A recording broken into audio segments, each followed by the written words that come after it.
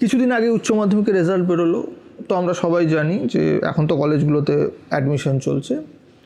তো উচ্চ মাধ্যমিকের রেজাল্ট দেখে আমার মনে হলো যে আমরা অ্যাটলিস্ট এই কয়েক বছরে একটু উন্নতি করেছি। এবার মনে হতেই পারে যে কেন উন্নতি করেছি, এই বছর কি এইচএসে ছেলেমেয়েরা খুব ভালো রেজাল্ট করেছেন? না, এই উন্নতির সাথে রেজাল্টের কোনো সম্পর্ক নেই। এই বছর অ্যাটলিস্ট এইচএসে ফেল করার পর কেউ হরতাল করেন।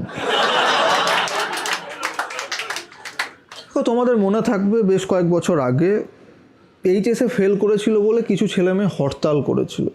তোমরা দেখেছো হয়তো, একটু কয়েক বছর আগে নিউজ চ্যানেলেও কভার করেছিল যে হরতাল চলছে। একটা মেয়ে ইংরাজিতে ফেল করেছে, সে হরতাল করছে। ফেল করেছে বলে হরতাল? আরে আমাদের সময় আমি যদি ইংরাজিতে ফেল করতাম, আমি বাড়িতে ঢোকা মাত্র বাড়ির লোক ইংরাজিতে ফেল করেছে বলে ইংরেজদের মতো অত্যাচার করত। সিরিয়াসলি, বাড়িতে ঢোকা মাত্র বাড়িটা মনে হতো নীলকুঠি, আর আমার বাবা ইংরেজ সাহেব, সেই লেভেলের অত্যাচার হতো।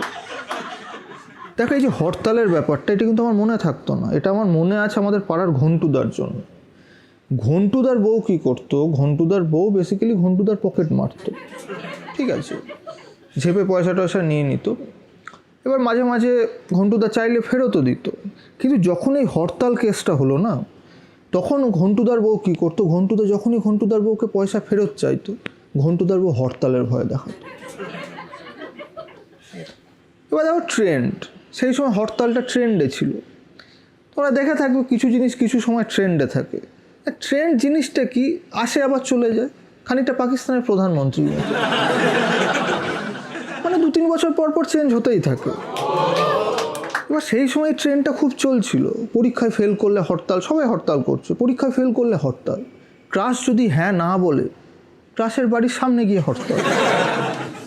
সেই সময় মানে একটা ভয়ের মধ্যে ছিলাম। রাস্তাঘাটে বেরোচ্ছি ভয় লাগছে, বাজারে যাচ্ছি ভয় লাগছে। একদিন মাছওয়ালাকে জিজ্ঞেস করলাম, দাদা মাছটা কত করে কেজি? মাছওয়ালা বললো 300 টাকা। এবার আমি বাঙালি, দরাদরি করা স্বভাব, বললাম 250 টাকায় হবে।